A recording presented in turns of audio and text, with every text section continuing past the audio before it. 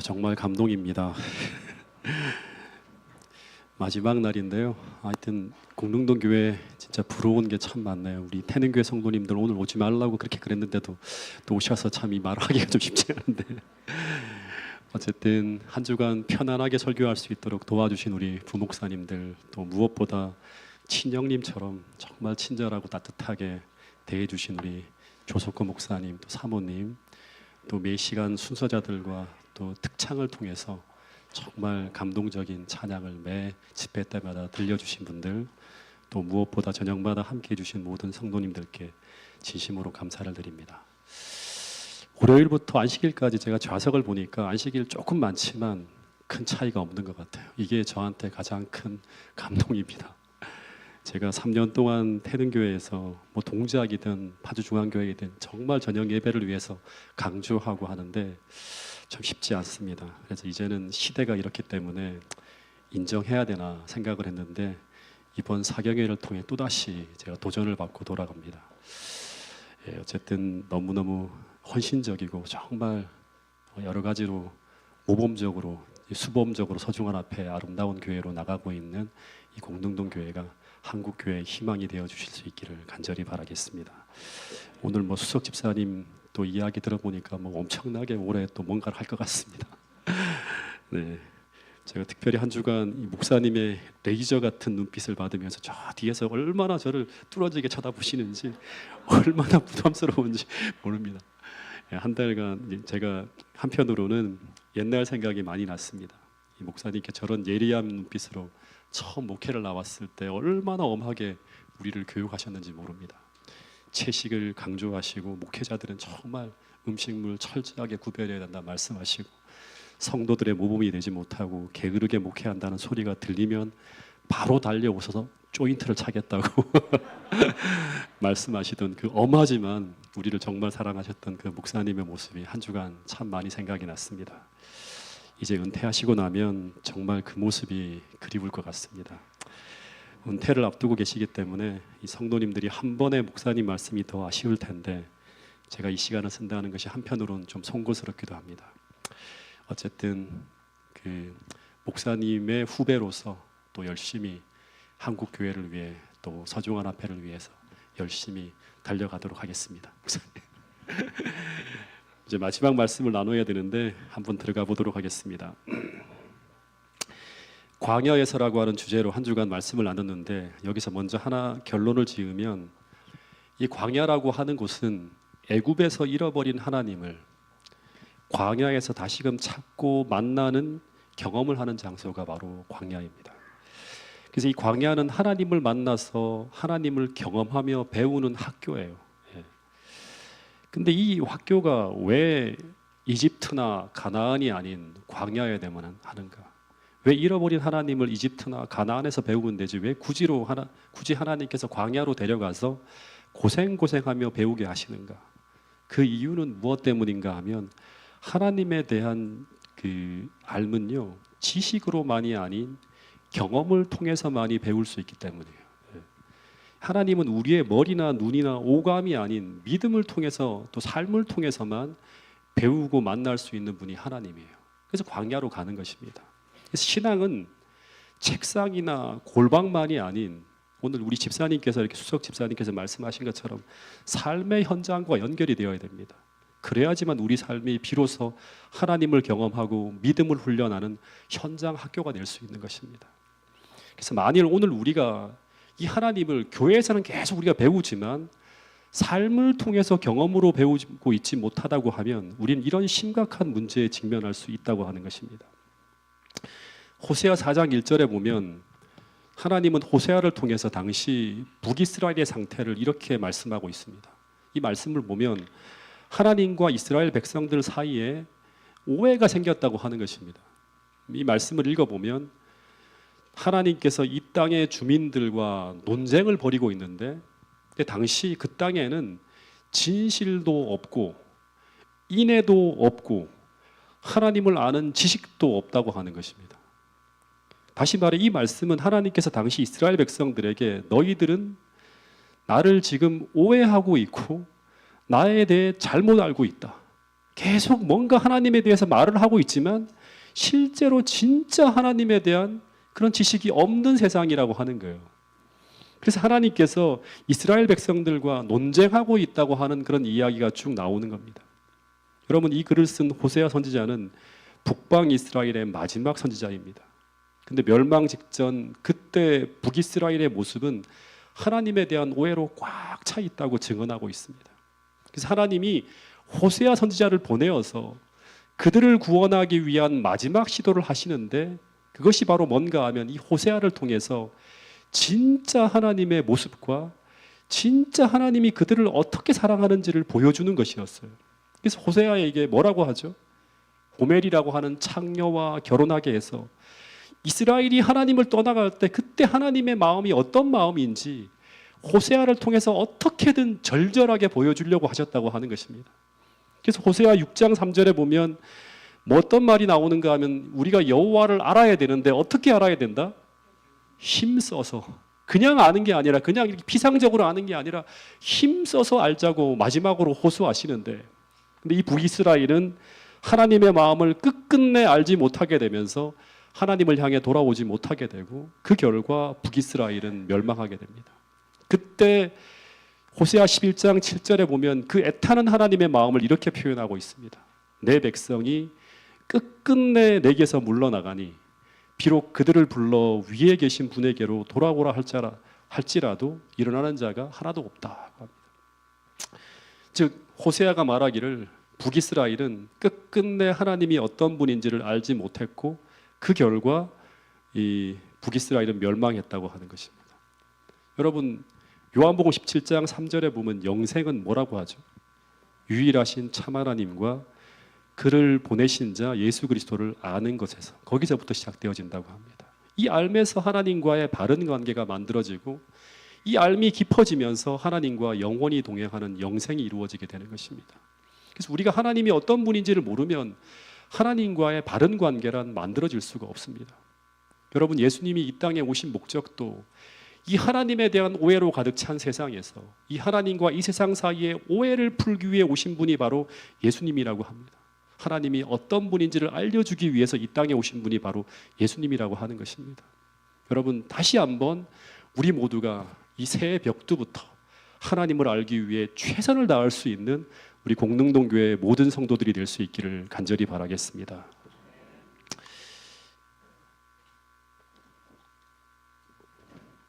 제가 목회 1년 차 때였어요.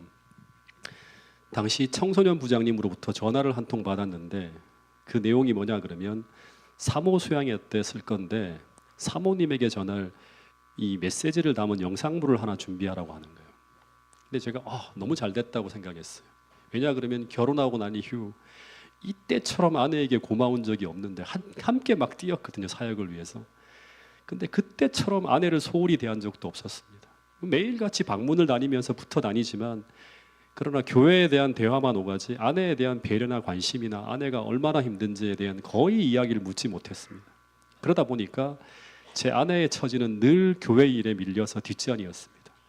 그러면서 한 몇 달이 지나니까 제 아내가 제게 하는 말이, 나는 이제 당신을 포기했다고 하는 것입니다. 그러면서 하는 말이, 왜 그래? 그랬더니 이제는 괜찮아 그러면서요. 뭐가 괜찮은데 하면, 왜냐하면 이제 예수님이 내 남편이 되어주기로 했다고 하는 것입니다. 저는 9시만 되면 문을 걸고요, 그 서재로 들어가서 밤 12시까지 설교 준비를 해야 돼요. 왜냐 그러면 인턴 전도사인데 아무런 인프라도 없는데 새벽 기도회를 다 설교로 하고 화요일 금요일 안식일을 설교로 하니까 이게 막 진짜 말 그대로 막 요만큼의 시간도 다 뭔가 그 빈틈으로 보낼 수 없는 그런 상황이 되었어요. 근데 이 말을 제 아내로부터 딱 들을 때 정말 너무 섭섭하더라고요. 왜냐하면 제 마음속에 아내에 대한 고마움이 너무나 큰데, 근데 아내는 제 마음을 보지 못하고 오해하고 있는 것입니다. 그래서 아무리 말로 제가 위로하고 진심을 표현해도 안 먹히는 것입니다. 이참에 그 오해를 풀기 위해서 뭔가 이벤트잖아요. 서재에 들어가서 문을 닫아 걸고 설교 준비하는 것처럼 보이지만 내 진심이 담긴 영상 편지를 만들었는데, 근데 그때 어떻게 하면 내 속에 담긴 이 진심을 보여줄 수 있을까를 고민하면서 장고 끝에 단어 하나하나를 아주 진짜 신중하게 선택하면서 정성스럽게 작업을 완성해 갔습니다. 근데 이거를 쓰면서 제가 생각한 게 뭐냐 그러면 마찬가지로 우리 하나님도 어떻게 하면 당신의 그 진심을 보여줄 수 있을까를 고민하며 그 단어 하나하나를 선택해서 아주 정성스러운 편지를 써서 우리에게 보내신 것이 바로 뭐다? 성경이에요. 단어 하나하나 아주 영감이 담긴 거예요. 어떻게 하면 나의 진심을 이 백성들에게 보여줄 수 있을까? 어쨌든 그 당일날 완성된 작품을 제가 사마수양의 담당자에게 보냈고, 그리고 그 영상은 그 당일날 서종관 앞에 전체 사모님들이 모인 사슴의 동산 강당에서 대형 스크린을 통해 공개되어집니다. 그 내용은 지금 아내의 상황 속에서 벌어지고 있는 모든 상황들을 해석해주는 제 마음이 담긴 글이었습니다.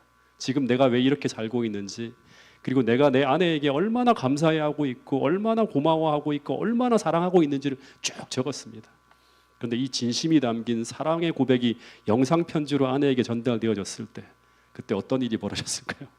제가 보지는 못했는데 들려온 얘기로는 그 단상에서 눈물 많은 제 아내가 제 진심을 보면서 펑펑 눈물을 흘리며 울었다고 하는 그 이야기를 듣게 되었습니다. 마찬가지로 하나님도 우리에게 어떻게든 당신의 진심을 담아 이 성경이라고 하는 편지를 통해서 우리에게 당신의 그 마음을 보여주려고 최선을 다해 노력하고 계신다고 하는 것입니다. 그러나 우리는 때때로 우리 삶에 벌어지는 여러 가지 사건들을 보면서 하나님을 오해하는 경우가 너무나 많다고 하는 것입니다. 하나님은 나를 버렸다고, 하나님은 나에게 관심이 없다고. 이게 이런 모습이 바로 광야에서 겪은 이스라엘 백성들의 경험이었죠. 그러나 그때마다 하나님은 선지자들을 통해서 지금 돌아가는 상황 말고 지금 내 주변에 나타나는 그 현상 너머에서 말씀을 통해서 가르쳐주는 너를 생각하며 너를 위해 일하시는 그 하나님의 모습을 보라고 하는 거예요. 실제 모습을 보라고 하는 거예요. 다시 말해서 그 하나님의 사랑을 성경을 통해 해석해내라고 하는 거예요. 눈에 보이는 것만이 전부가 아니라고 하는 거예요. 그리고 그 사랑을 붙들고 일어나라고 하는 것입니다. 여러분, 그래서 이런 말씀이 있는 것입니다. 이사야서 49장 15절 말씀인데요, 14절부터 16절의 말씀인데요, 같이 한번 읽어보겠습니다. 시작. 오직 시온이 이르기를 여호와께서 나를 버리시며 주께서 나를 잊으셨다 하셨거니와 여인이 어찌 그 젖먹는 자식을 잊겠으며 자기 태에서 난 아들을 긍휼히 여기지 않겠느냐. 그들은 혹시 잊을지라도 나는 너를 잊지 아니할 것이라. 내가 너를 내 손바닥에 새겼고 너의 성벽이 항상 내 앞에 있나니. 오직 시온이 이르기를, 하나님 백성들이 뭐라고 하는가 하면 하나님이 우리를 버리셨고 우리를 잊었다 그러는 거예요. 지금 돌아가는 상황이나 형편은 마치 하나님이 우리를 버리신 것처럼 보이는 거예요. 근데 하나님께서 말씀하시기를 여인이 어찌 그 젖먹는 자식을 잊겠으며 자기 태에서 난 자식을 잊을 수 있겠느냐. 너희는 혹 잊을지라도 나는 너희를 잊을 수 없다고 하는 것입니다. 즉 지금도 믿음으로 이 상황을 바라본다면 지금도 너를 돕고 있고 너희를 붙들고 있고 너희를 지키기 위해 최선을 다하시는 하나님을 믿음으로는 볼 수 있을 것이라고 하는 것입니다. 그래서 우리에게 보여지는 현실의 프레임을 믿음으로 리프레임하는 것이 굉장히 중요한 거예요. 그런데 이 사랑을 우리가 알고 느끼기 시작할 때, 즉 이 하나님의 사랑으로 나의 모든 삶을 해석하고 바라볼 수 있는 그런 안목이 생기게 될 때, 거기서 우리 삶의 회복이 일어나고 치유가 일어나고 신앙의 힘과 동력이 만들어진다고 하는 것입니다. 제 전임지가 동작중앙교회인데요, 제가 여기서 한 9년 동안 목회를 했습니다. 제가 동작중앙교회에 처음 부임했을 때 이 3040 그룹들과 오해가 좀 심각하게 생겼습니다. 그래서 제가 오래 못하고 제가 떠날 거라고 생각을 했어요. 제가 처음 부임해서 2주째부터 이 3040을 포함한 남청년들이 조금 이제 속 썩인다 그래서 남청년반 교과를 내가 맡겠다고 했어요. 그래서 처음 들어갔는데 그 첫인상을 지울 수가 없습니다. 교과를 탁 시작하는데 웃음기가 하나도 없는 청년들이 우르르 청년방으로 들어가는데, 그 좁은 방 안에 한 분 한 분 들어가는데 어떻게 앉아 있는가 하면 어떤 사람은 아예 누워 있어요. 제가 들어와 있는데 찬바람이 쌩쌩 부는 모습이었어요. 처음에는 무슨 안 좋은 일이 있나, 그래서 정집사 왜 누워 있어요 그랬더니 말도 안 해요. 그래서 전부 화가 났나, 내가 교과를 여기 지도한다 해서 화가 났나, 설교도 듣고 교과도 듣고 하니까 2시간 동안 어떻게 말씀을 듣는다 이렇게 화가 났나, 온갖 생각을 다 하며 들어갔습니다. 자, 그래서 교과 시간이 되어 책을 피라고 했어요. 공부를 시작하자고 하는데 교과 책을 들고 온 사람이 하나도 없어요. 저 혼자만 교과 책을 들고 있는 거예요. 좀 당황이 되었습니다. 교과책이 없으니까 전부 다 저만 이렇게 떨어져라 쳐다보는데 책이 없으면 그냥 혼자 강의식으로 쭉 진행하면 되겠구나 생각을 했어요. 근데 쉴 새 없이 제가 한마디 하면 두 마디, 세 마디씩 거의 질문이 아니라 저를 공격하는 거예요. 심지어 어떤 사람은 그 누워있던 사람은 갑자기 일어나서 저한테 이런 질문을 하는 거예요. 어떻게 그렇게 사냐고. 이 마태복음 6장의 내용이 지금도 기억합니다. 너희는 먼저 그의 나라와 의를 구하라고 하는데 어떻게 그렇게 사냐고. 그 또 어떤 말까지 하는가 하면 목사님 지금 그렇게 살고 있어요. 네. 목사님은 지금 우리 형편이 얼마나 힘든지 알고나 그런 말을 하시는 거예요. 이런 말을 하는 거예요. 그러니까 제가 처음에는 그분들의 상황과 사정을 알지 못하니까 그냥 별 생각이 다 든 거예요. 무례해도 보통 무례한 게 아니구나. 그래서 이 사람들이 진짜 나를 시도하는구나 이런 생각을 하면서 굉장히 부담스럽게 면추를 보냈는데, 그런데 이분들이 던진 그 질문들은요, 진짜로 그들의 가슴에 맺힌 그분들의 신앙의 고민들이었고 정말 해결하고 싶은 신앙의 물음표들이었어요. 근데 그런 마음을 처음에 한 번의 만남으로는 느끼지 못하는 거예요. 근데 만일 저와 이 3040의 만남이 한 번 정도로 끝났다면 저는 그런 오해를 계속 가지고 평생을 갔을 거예요. 근데 시간이 지나면 지날수록, 교제하면 할수록 이들의 속을 알아가면서 정반대의 모습을 계속 보게 되는 거예요. 나중에 알고 보니까 겉만 그렇지 속은 굉장히 정이 많은 사람들이었고 따뜻하고 인정이 넘치는 분들이었어요. 몇 년이 지난 후에는 서로 눈빛만 봐도 서로의 마음을 이해할 수 있는 가장 사랑하는 사이가 되었어요. 마찬가지로 오늘 우리가 알고 있는 하나님도요, 우리가 그냥 한두 번 인사하듯 스치듯 그렇게 하나님을 만나고 있다면, 여러분의 신앙생활이 그렇다고 하면 우리가 생각하는 하나님은 굉장히 피상적이거나 대부분 오해되어져 있을 것이 분명합니다. 성경에서 말하는 그 하나님이 아니라 여러분이 생각하는 그 하나님이 성경의 하나님이라고 생각하고 그렇게 살아가시는 분들이 너무나 많을 것이라고 하는 거예요. 여러분도 호세아서에 나오는 그 북방 이스라엘의 마지막 장면은요, 이들이 수도 없이 성경을 들으며 예배를 드리며 살아갔던 사람들의 모습인데 너희들은 하나님을 모르고 있다고 하는 거예요. 여러분, 우리는 하나님을 너무나 모를 수가 있습니다. 저도 마찬가지입니다. 그래서 저도 더 깊고 더 의미 있고 더 온전한 삶을 위해서 끊임없이 기도하며 매일같이 나가고 있다고 하는 것입니다. 여러분 기억하시기 바랍니다. 오늘 우리가 하나님을 어떻게 알고 있는가가 오늘 우리의 믿음과 더하여서 우리의 신앙의 모습을 결정하게 된다고 하는 것을 기억할 필요가 있습니다. 제가 서두에도 말했지만 호세아서를 보면 하나님을 믿는 이스라엘 백성들이 결국 하나님을 떠나게 되는 이유를 이렇게 설명하고 있습니다. 그것은 바로 그들이 믿음이 없어서가 아니라, 그들의 불순종이 아니라 그보다 더 선행적인 이유는 뭔가 하면 내 백성이 지식이 없음으로 망하게 된다고 합니다. 근데 이 지식은 그냥 성경 지식이 아니에요. 호세아 4장 1절에 보면 하나님을 아는 지식이라고 합니다. 그럼 이제 우리가 생각해야 될 게 뭐냐 그러면, 당시 이스라엘 백성들은 어떻게 하나님을 오해하고 있었을까 하는 것입니다. 당시 이스라엘 백성들이 생각하는 하나님은요, 이방 신들과 크게 다르지 않은 하나님이었습니다. 즉 말로는 하나님은 사랑이라고 말하지만 그들이 생각하는 하나님은 그런 성경에서 말하는 그런 하나님이 아니라 나하고 똑같은 품성을 가진 하나님, 성경적 하나님이 아니라 내 품성과 내 관념으로 그려진 그런 하나님을 당시 이스라엘 백성들은 하나님의 품성이라고 생각하고 있었다고 하는 것입니다. 이것이 멸망 직전 북이스라엘의 모습이었고, 미가서를 보면 남방 유다의 모습도 같은 모습이었다고 하는 것입니다. 이 미가서 6장 6절부터 8절에 보면 진짜 어떻게 보면 이 성경절은 구약 성경절 중에서 제일 중요한 성경절이라고 저는 생각을 하는데요. 어떤 사람이 이런 고민을 하며 하나님께 기도하고 있었습니다. 그 고민은 이것이었습니다. 이게 뭐냐 그러면, 하나님으로 하여금 나를 더 사랑하게 하기 위해서, 나를 더 축복하게 하기 위해서 내가 무엇을 더 드려야 될까를 고민하고 있습니다. 그러다가 생각하는 것이 뭐냐 그러면, 하나님이 바라시는 것이 1년 된 송아지를 드리면 좋아할까? 제일 좋은 제물이죠.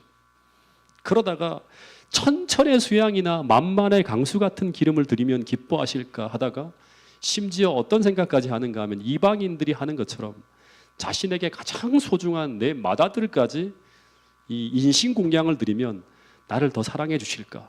나를 더 축복해 주실까? 이런 생각까지 하는 것입니다.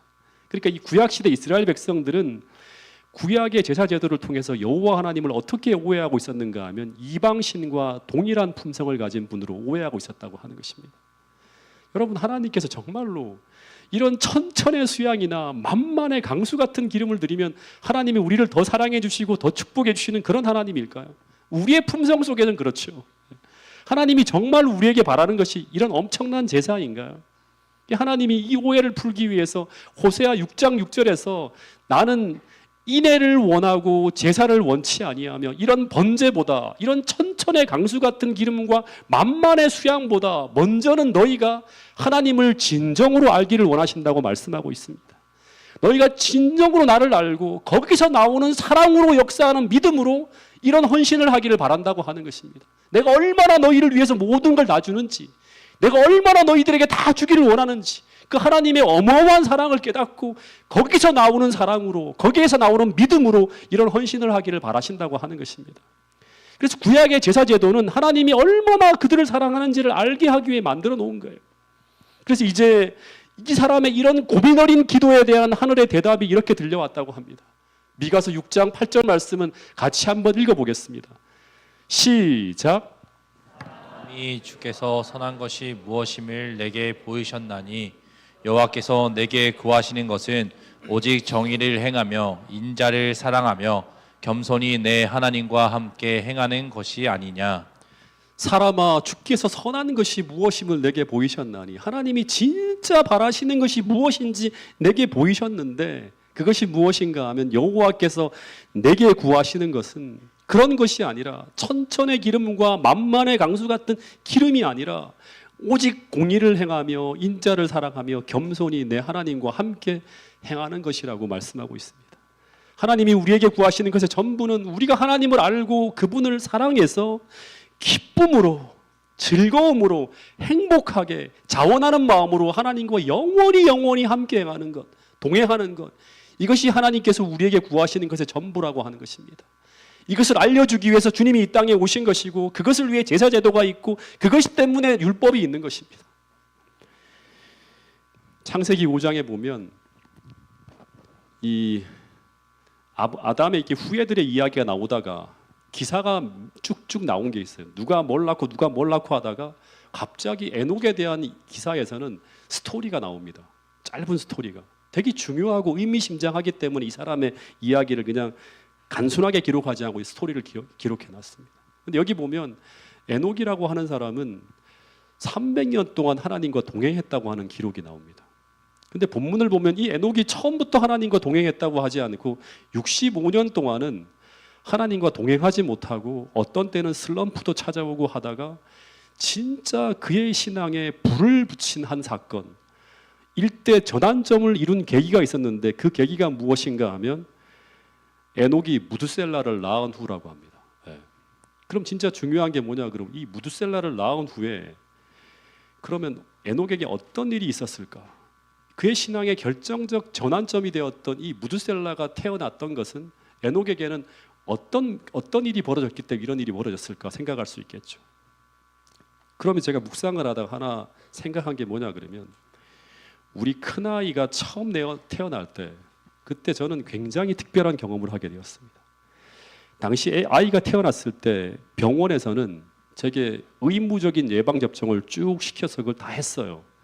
근데 한 달이 지나서 퇴원을 하려고 하는데 의사 선생님이 추가로 예방접종을 할 필요가 있다고 하면서 할 건지 말 건지 이거 선택하라고 하는 거예요. 근데 비용이 얼마 정도 들어가는가 하면 당시에 1998년도였는데요. 10만 원 뭐 가까이 들어가는 그런 거죠. 5만 원, 10만 원. 보험이 안 되는 거였어요.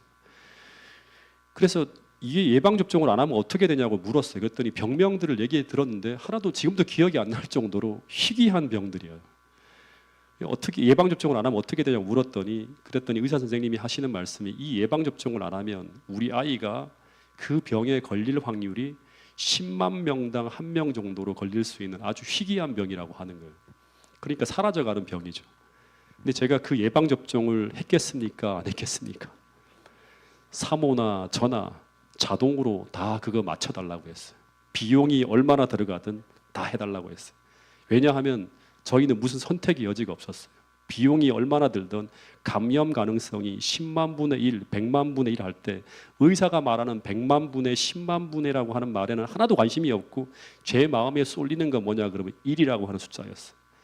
내 사랑하는 아들에게 100만 분의 1, 1000만 분의 1이라도 위해한 일이 생길 가능성이 있다고 하는 것은 제 마음에 절대로 용납이 안 되는 거예요. 어떻게든 그 가능성을 다 제거해야 된다는 것이 제 본능이었습니다. 근데 진짜 신기했습니다. 어떻게 제가 이 태어난 지 일주일도 안 된 이 낯선 아이에게 어떻게 이런 마음을 가지게 되었을까 하는 것입니다. 일주일 전만 하더라도 우리 가정에 없던 이 낯선 아이에게 어떻게 내가 이런 사랑을 품을 수 있을까? 진짜 신기했어요. 근데 그때 저는 알았습니다. 이 마음은 제 마음이 아니라 하나님이 제게 넣어준 마음이라고 하는 것을. 저는 이기적인 사람이라 제 마음에는 원래 이런 낯선 아이를 이렇게 사랑할 수 있는 마음이 없었어요. 우리 아이가 태어나기 전에는 저는 아이들을 볼 때마다 그렇게 좋아하지도 않았어요. 그런데 하나님께서 당신의 마음속에 있는 이 하나님의 마음을 제 마음에 넣어주어서 제가 이 아이를 하나님의 사랑으로 돌보도록 하신 것입니다. 그래야만 우리 아이가 생존할 수 있기 때문이라고 하는 것입니다. 마찬가지로 에녹은 무드셀라를 낳은 후에 이 자신의 마음에 넣어준 이 하나님의 사랑을 통해서 우리를 향한 하나님의 사랑을 깨닫고 그리고 깊고 깊은 하나님과의 동행을 하게 됩니다. 근데 여러분, 하나님은 이런 사랑으로 오늘도 여러분과 저를 돌보시고 있다고 말씀하고 있습니다.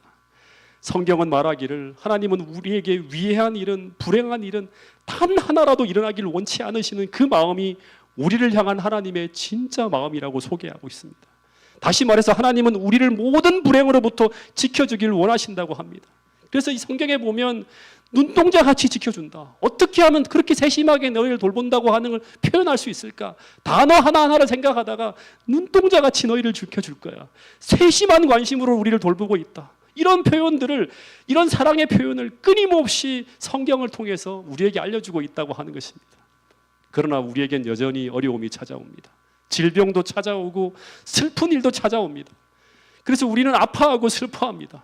근데 하나님은 그런 일을 우리에게 허락하실 때마다 하나님은 깊이 깊이 고민하신다고 합니다. 왜냐하면 우리가 하나님의 그 사랑을 오해하게 될까 봐. 그래서 이런 표현들이 있어요. 예레미야 29장 11절에 보면 우리를 향한 하나님의 생각은 무엇이다? 재앙이 아니라 평안이라고 합니다. 예레미야 3장 33절에 또 이런 말씀이 있어요. 한번 이 말씀 읽어보겠습니다. 시작.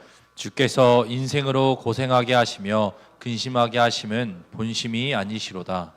주께서 인생으로 고생하게 하고 근심하게 하심이 본심이 아니라고 하는 거예요.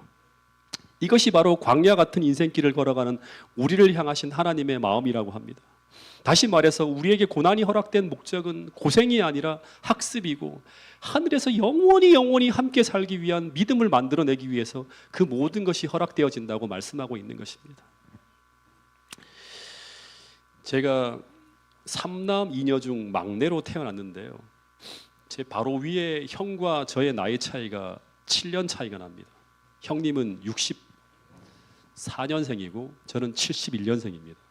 제가 중학교에 올라가면 형은 이미 대학생일 만큼 나이 차이가 큰 터울로 나는 거예요. 제가 중학교에 올라가서 학교에서 필요한 것들을 하나씩 다 구입을 했었는데 그 중에 하나가 뭐냐 그러면 체육복이에요. 제가 어머니에게 체육복이 필요하다고 사야 한다고 하니까 어머님이 체육복이 집에 있다고 하는 거예요. 뭐가 이게 집에 언제 체육복을 구입했나 하면 어머니가 꺼내주시겠다고 하는 거예요. 그러더니 깊은 농 속에 꼭꼭 숨겨놓았던 이 7년 터울에 형이 입던 것을 꺼내서 저에게 딱 주면서 이거 입고 가라고 하는 거예요. 형은 굉장히 지금은 작은데 옛날에는 컸어요. 저하고 사이즈가 안 맞아요. 순간 막 짜증이 나는 거예요. 사이즈도 안 맞고 양쪽 팔끝에 막 너덜너덜 실밥이 풀려가지고 너덜너덜한 그 옷을 저한테 주면서 입으라고 하는데 기가 막혔어요. 더 심한 건 뭐냐 그러면 옷 색깔이 원래는 곤색인데 그 옷이 색이 바래서 검은색도 아니고 파란색도 아니고 아주 희한한 빛깔의 체육복을 딱 꺼내주는 거예요. 그래서 제가 이거 못 입겠다고 하는데 어머니가 이걸 무조건 입어야 한다고 하는 거예요. 그래서 어머니가 주시니 어쩔 수 없이 그 체육복을 입고 체육 시간에 나가게 됐는데 그 체육복을 입고 나가면 제가 스타예요. 완전히 저 혼자 다른 학교 체육복을 입고 온 것처럼 탁 튀는 거예요. 그 직구준 친구들이 계속 묻는 거예요. 뭐라고 묻는가 하면 야 그거 몇 년 된 옷이야. 솔직히 말해봐 그러는 거예요. 우리 학교 체육복 맞냐? 박물관에 가야 하는 옷 아니냐 하면서 막 애들이 놀려요. 그러면 얼마나 창피한지. 그렇게 좋아하는 체육 시간이 그 체육복 하나 때문에 싫어서 막 미치겠는 거예요. 하루 이틀 버텼어요. 근데 견디어 보려고 해도 안 되는 거예요. 너무 힘든 거예요. 어머니에게 조르기 시작했어요. 체육복 못 입겠다고, 체육복 좀 사달라고. 예상은 했지만 녹음기 틀듯이 나오는 거예요. 형편이 되면 나중에 사준다. 근데 어머니가 말한 것 중에 형편이 된 적은 한 번도 없어요. 아무리 졸라도 어머니가 꼼짝을 안 하는 거예요. 근데 이해가 안 됐어요. 수업 시간 내내 스트레스를 받고 있는 그 아이의 그깟 참고서 몇 권값밖에 안 돼요. 그 체육복을 어머니가 왜 안 사주시는지 이해가 안 되는 거예요. 참고서는 사달라고 하면 아무리 돈이 많이 들더라도 전 과목 자습서와 문제집을 다 사주시는 분이 우리 어머니였어요. 근데 이상하게 옷은 절대로 안 사주는 거예요. 학교 체육복인데도 안 사주는 거예요.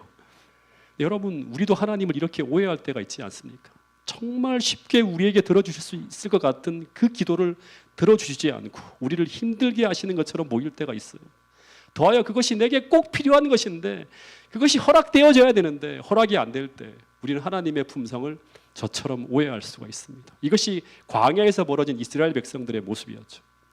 어쨌든 제가 아무리 어머니에게 조르고 졸라도 안 되어서 제가 그 다음부터는 어머니에게 그동안 서러웠던 걸 다 끄집어내었어요. 그동안 어머니가 내게 해준 것이 무엇이냐고, 다 해주고 있는데 해준 게 뭐가 있냐고. 그리고 너무 화가 나서 이제 어머니에게 자식으로 절대 하지 말아야 될 할 말을 하게 되었는데, 그게 바로 뭐냐 그러면, 왜 날 이런 곳에 태어나게 만들어서 이런 서러움을 당하게 하냐고. 그리고 심지어는 진짜 못된 말이었죠. 경제적 능력이 안 되면 태어나게 하지 말아야 되는 것 아니냐 하면서 어머니의 가장 아픈 곳을 팍 찔러버렸어요. 어머니가 한숨을 푹 내쉬면서 울더니 더 이상 말을 안 해요. 그때 작은 형님이 저의 투정을 보다 못해서 저를 타이르면서 그때 우리 집 형편을 쭉 들려주는데요. 근데 그 이야기는 이미 수도 없이 들었던 이야기, 어머니한테 듣고 다 들었던 얘기. 근데 아무리 그 이야기를 들어도 여전히 우리 어머니가 밉기는 마찬가지였어요. 왜 내가 그렇게 힘들어하는데 체육복 안 사주는지. 마치 아무리 선지자들이 이스라엘 백성들에게 하나님의 사랑의 기별을 전하여도 잘 안 느껴지는 것처럼, 아무리 설교를 들어도, 다른 사람의 간증을 들어도 우리 마음에 여전히 하나님의 사랑이 잘 안 느껴지는 것과 똑같은 거예요. 수도 없이 듣지만 안 들어오는 거예요, 형님 이야기가. 당시 우리 집은 하루하루 어머니가 벌어 들어오시는 것으로 살아갔어요. 저희 아버지는 아버지가 44세 저를 낳았는데, 그 후에 아버지가 55세를 넘긴 후에는 더 이상 태백에서 광산 일을 못하게 되었어요. 근데 위로는 큰형님이 있었는데, 큰형님이 대학을 다니고 있었는데 큰 댁에서 주는 돈으로 다니고 있었고, 고등학생 형과 중학생 누나 줄줄이 학교를 다니는 중이었어요.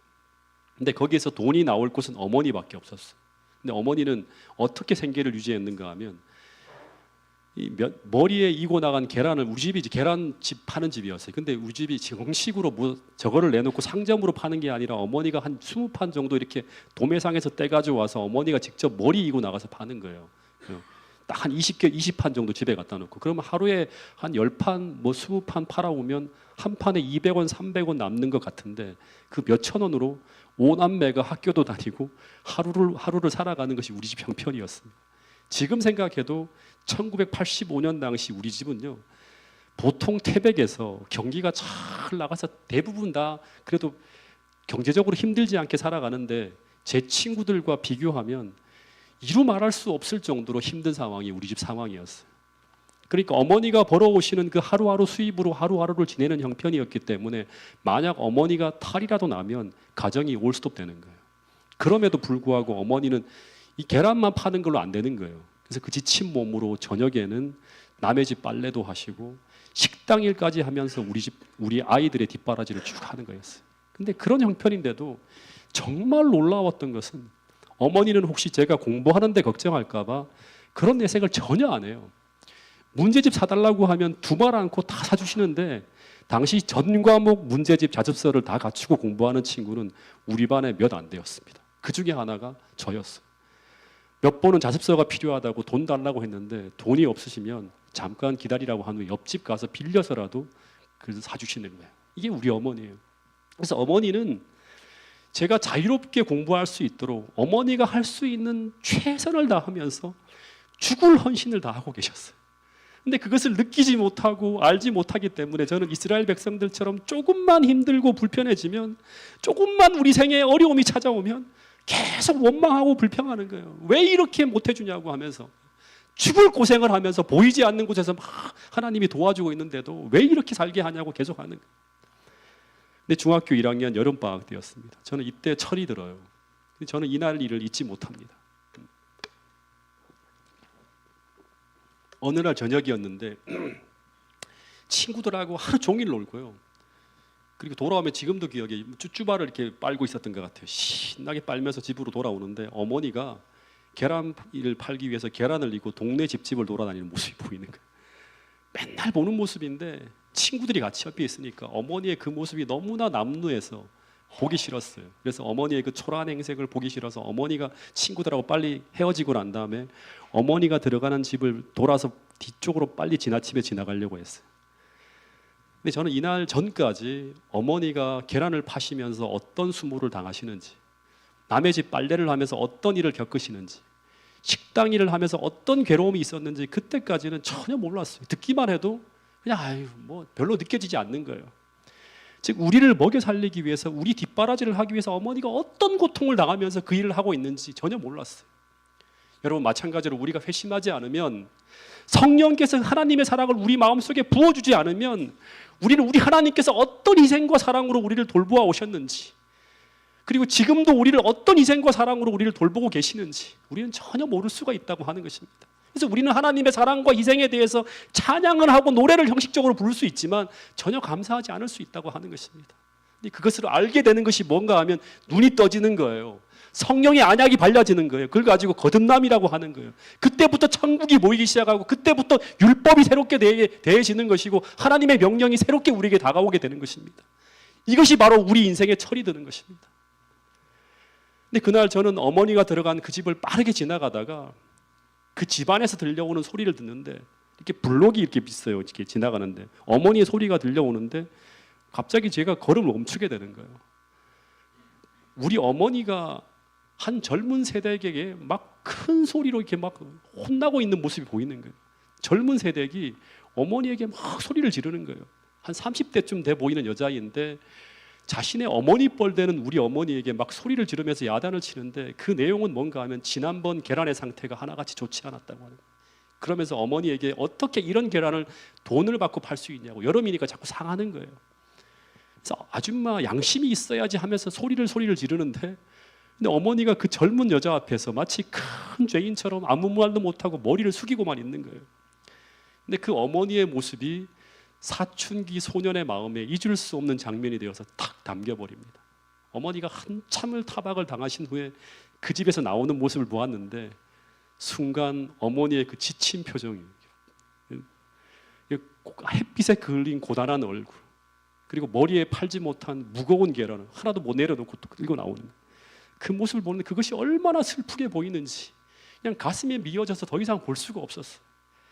당시 어머니가 나는 모르고 있었지만 내가 보지 못하는 곳에서 날 위해 얼마나 고단하게 일하고 계셨는지를 알게 되면서 저는 정말 그 자리에서 피를 토하고 죽고 싶었어요.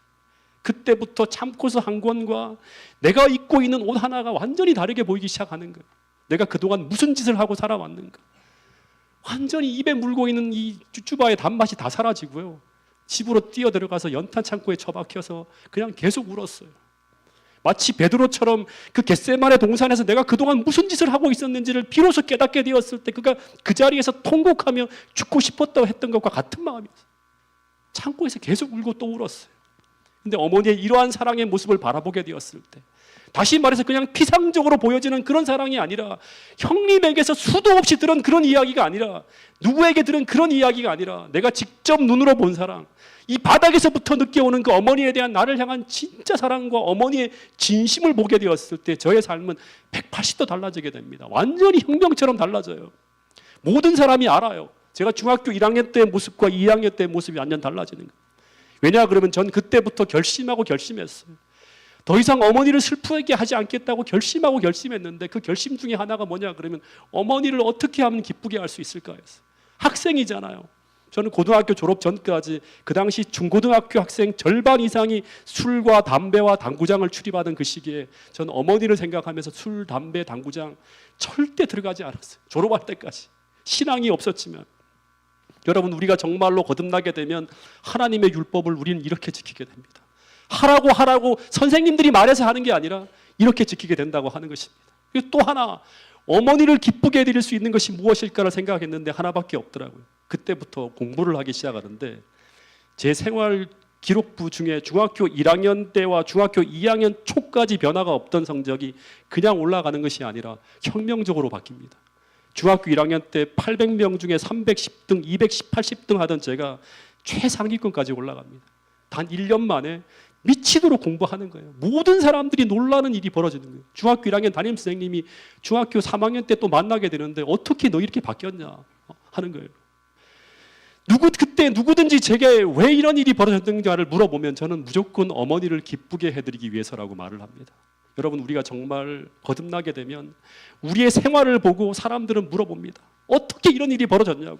그러면 우리는 예수님의 사랑이 우리를 이렇게 변화시켰다고 말하는 것과 똑같은 것입니다. 제가 교장 선생님이 주시는 그 표창장을 교회대에서 받아가지고 오면 제일 먼저 어머니에게 달려갑니다. 그리고 어머니에게 갖다 드리면 어머니가 너무너무 행복해하면서 동네 사람들에게 다 자랑하는 거예요. 그러면 저는 그 모습이 너무너무 행복했어요. 다시 말해, 어머니가 행복해하시는 모습이 저의 기쁨이고 어머니가 즐거워하는 모습이 저의 행복이었던 것입니다. 또다시 말하지만, 그런데 왜 제게 이런 일이 벌어졌을까요? 하나님의 사랑을 깨달은 에녹처럼 이때부터 어떻게 하면 이 받은 사랑을 조금이라도 갚을 수 있을까? 다시 말해, 에녹처럼 어떻게 하면 내 하나님을, 내 어머니를 기쁘게 할 수 있을까가 그때부터 제 인생의 목적이 되었기 때문이라고 하는 사실입니다. 여러분, 그런데 이 모습이 십자가에서 거듭난 모든 그리스도인의 모습이라고 합니다. 사도행전에 등장하는 모든 사람들은 전부 십자가에서 나를 위해 주님께서 어떤 사랑을 우리에게 베풀어 주셨는지를 직접 경험으로 깨달은 사람이었어요. 즉, 그들의 가슴에는 모두 십자가의 사랑이 불타오르고 있는 그런 사람이었다고 하는 것입니다. 그런데 그 사랑이 오늘 우리의 마음에 성령을 통해 부어지고 있다면 오늘 우리 모두도 히브리 11장 5절의 말씀처럼 에녹처럼 이런 삶을 살게 된다고 합니다. 같이 한번 읽어보겠습니다. 히브리 11장 5절 말씀입니다. 시작. 믿음으로 에녹은 죽음을 보지 않고 옮겨졌으니 하나님이 그를 옮기심으로 다시 보이지 아니하였느니라. 그는 옮겨지기 전에 하나님을 기쁘시게 하는 자라 하는 증거를 받았느니라. 여러분, 하나님께서 오늘 우리에게 원하시는 것이 있다면, 정말 원하시는 것이 있다면 그것은 바로 그 무엇보다 그분을 알기를 원하십니다. 다시 말해, 하나님께서 우리를 얼마나 사랑하는지를 알기를 원하십니다. 그것을 알려주기 위해서 성경책이 존재하고 천년계가 존재하고 십자가가 존재하는 것입니다. 그런데 이 지식에 넘치는 사랑이, 지식을 초월하는 이 사랑이 우리 가슴 속에 성령을 통해 심어지지 않으면 그 사랑에 우리 신앙의 뿌리가 박히고 터가 굳어져서 그 사랑의 넓이와 깊이와 높이를 우리가 알지 못하면, 그것이 우리 가슴을 움직이지 않으면 우리는 주님이 원하시는 길을 걸어갈 수 없습니다. 우리는 순수해질 수가 없고 깨끗해질 수가 없고 진실해질 수가 없다고 하는 것입니다. 전부 위선으로밖에 살지 못합니다. 이 사랑이 우리 안에 들어와야지만 우리는 정말 하나님이 원하시는 그런 신앙인으로 거듭날 수 있다고 하는 것입니다. 여러분, 주님은 당신이 얼마나 우리를 사랑하는지 우리가 알기를 원하십니다.